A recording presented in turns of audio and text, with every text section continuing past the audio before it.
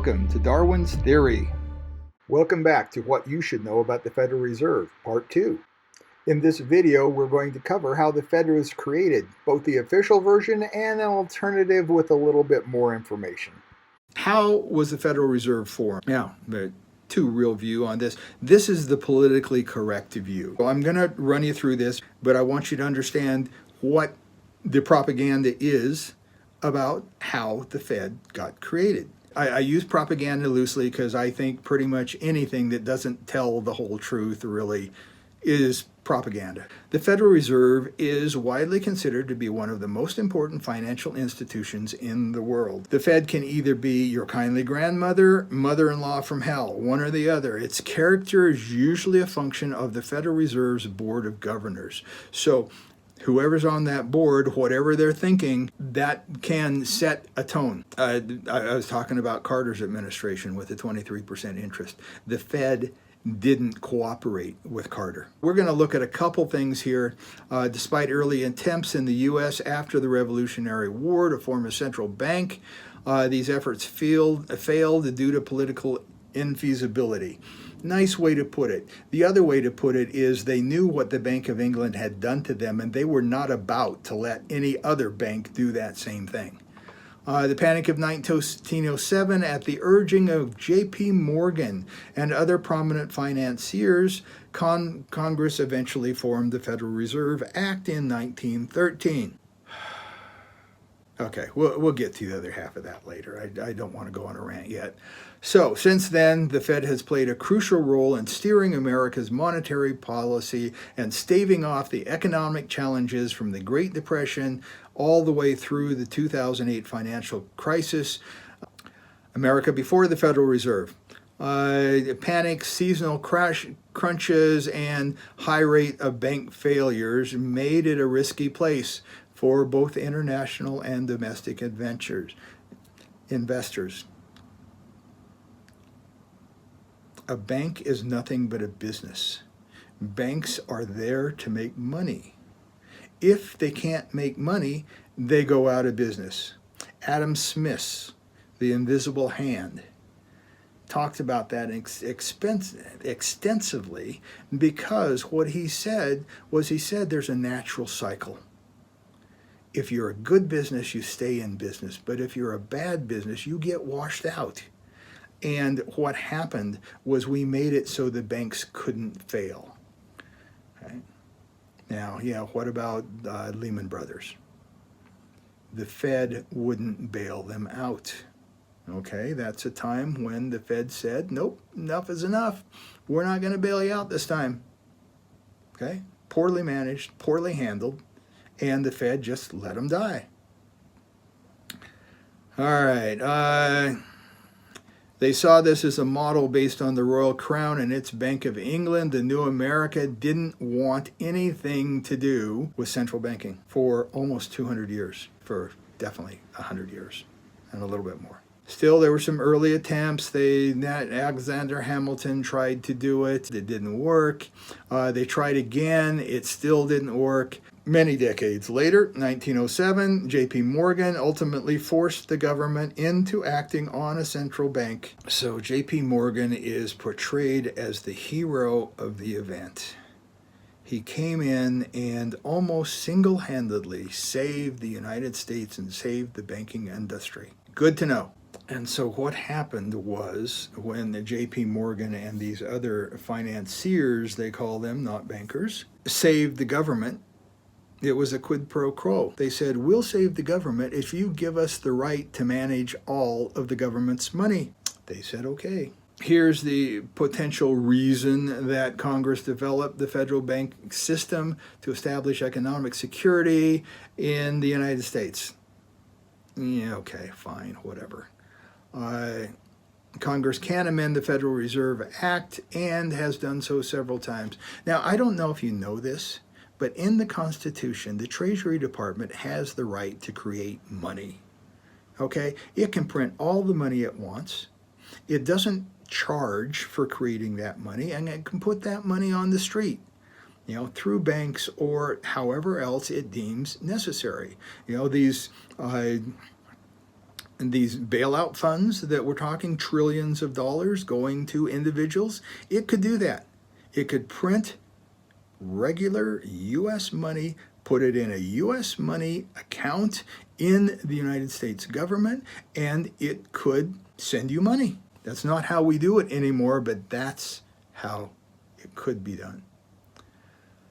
All right, so some of the Federal Reserve's given the power over the money supply, by extension, given power over the economy. President Wilson was swayed by the Wall Street arguments that would cause rampant inflation, so the government created the Federal Reserve. Okay, whatever. The cause of rampant inflation is incredibly poor business management, okay? That's what causes inflation. Great Depression. Government soon came to regret the freedom it had granted the Federal Reserve as it stood by during the crash of '29 and refused to prevent the Great Depression that followed. Fed didn't want to play then, okay? And quite frankly, I think we're coming to a place where it's going to say, we've done all we can, sorry, you're on your own. Now, it's hotly debated whether the Fed could have stopped the Depression, but there's little doubt that it could have done something to shorten it by providing lower interest rates, allow farmers to stay in business, cause the Dust Bowl because farmers couldn't plant. You know, there's all kinds of stuff here. And the Fed basically starved out many of the individuals and businesses that might have otherwise survived because of their policy. Post-war recovery, interest rates were kept low, and the U.S. went on a bull run that was uninterrupted until the 60s. So inflation and unemployment, stagflation. I don't remember if you I don't know if you remember that term, stagflation. Basically, what it says, the economy doesn't do better, but inflation goes up. And so you've got this case where things are costing more and more, but nobody's getting paid more and more. And that was part of the Jimmy Carter thing. Again, Alan Greenspan, the bottom line, there is every year a bill put before Congress to deauthorize the Fed. And every year it's ignored. So that's the official line. Why is the Fed there? What's it doing? So here is a less generous look at how the Fed came to be. Let's take a look at that. In 1910, 7 of the wealthiest men in America met together on a place called Jekyll Island, just off the coast of Georgia. For 9 days, they laid plans for the structural and operation of a banking cartel. Okay, a banking cartel, everybody talks about cartels. Don't worry about it. It's just a bunch of things getting together for their benefit. So I'm not going to say it was bad. I'm just going to say they formed an alliance that would ensure that they could control America's money supply and credit supply. This union was guaranteed that they would work together to destroy any competition and use police powers of the government to protect the cartel's operation. They called their alliance the Federal Reserve. Who were these guys? They were bankers, they were Wall Street businessmen, and they were politicians. It takes all of them, right? Everybody's got to agree there, because whatever the bankers want to do, if Wall Street doesn't agree, it's not going to happen. And if you can't get a politician involved to pass the kind of laws that you need, not going to happen either. All right, so let's look at these people who started the Federal Reserve at that secret meeting on Jekyll Island. And another story I heard, in a smoke-filled secret room, right? Nelson Aldrich, he was the senator. Oh, by the way, father-in-law of John D. Rockefeller, ever heard of him? Whose grandson was J. Rockefeller, senator from West Virginia. Okay, so now we got a senator, needed that. Abraham Pyatt Andrew, Assistant Secretary of the U.S. Treasury. Got the government involved now. Frank Vanderlip, president of the National City Bank of New York, the most powerful of the banks at the time. He represented the Rockefellers. Charles D. Norton, president of J.P. Morgan's First National Bank of New York. Benjamin Strong, head of J.P. Morgan's Bankers Trust Company. Paul Warburg, representing the Rothschild banking dynasty in England and France. Okay, so we've got U.S. Treasury, politicians, heads of the most important banks in the country and in the world. This union was to guarantee centralized control over the financial resources of the United States. They created a monopoly, and then they had it passed into law so they could be the only monopoly. At the same time, wealthy men in Europe, the Rothschilds and the Warburg groups, were doing the same thing over there. They were setting up banking unions that would centralize the money power in the hands of a few. This wasn't a coincidence. This was something that in 1912, A. Barton Hepburn of the Chase National Bank said the proposed federal system, if it works out as the sponsors of the law hope, it will make all incorporated banks together joint owners of a central dominating power. That is a private joint ownership of a central bank to control the money supply of the United States. Now, let me reiterate, the Fed is not part of the government. It's a separate business. It can do whatever it wants, and that is exactly. So before this meeting on Jekyll Island, number of non-national banks were growing at a phenomenal rate, especially in the South and West. This was causing the New York bankers to suffer a steady decline in market share. By 1913, 71% of all net banks were non-national, and they held 57% of all deposits in the United States. Non-national banks. The guys from Jekyll Island determined that they really didn't want that trend to continue. So why is it called the Federal Reserve System when it's neither federal or has no reserves? This is an important piece. When the banks accept your deposit, they give you a piece of paper that says you have a balance. This balance implies that the bank has promised to pay you your money whenever you ask for it.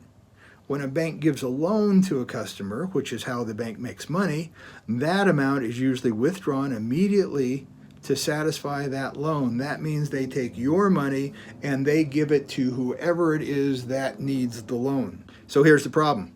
When a banker lends more money than he has in the vault, he can't make good on promises to pay depositors. Well, wait a minute. How can they loan more money than they have on deposit? Overlending.